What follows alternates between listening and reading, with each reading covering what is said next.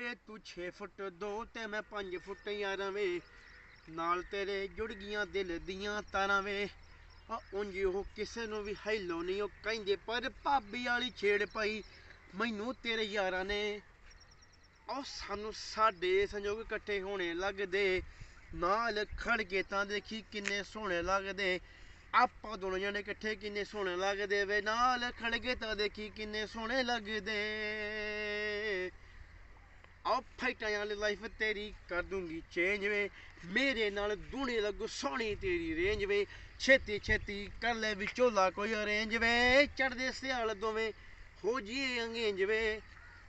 ਤੈਨੂੰ ਮੇਰੇ ਖਾਬ ਕਾ ਤੋਂ ਰੋਣੇ ਧੋਣੇ ਲੱਗਦੇ ਨਾਲ ਖੜ ਕੇ ਤਾਂ ਦੇਖੀ ਕਿੰਨੇ ਸੋਹਣੇ ਲੱਗਦੇ ਆਪਾਂ ਦੋਨੋਂ ਜਣੇ ਇਕੱਠੇ ਕਿੰਨੇ ਸੋਹਣੇ ਲੱਗਦੇ ਵੇ ਨਾਲ ਖੜ ਕੇ ਤਾਂ ਦੇਖੀ ਕਿੰਨੇ ਸੋਹਣੇ ਲੱਗਦੇ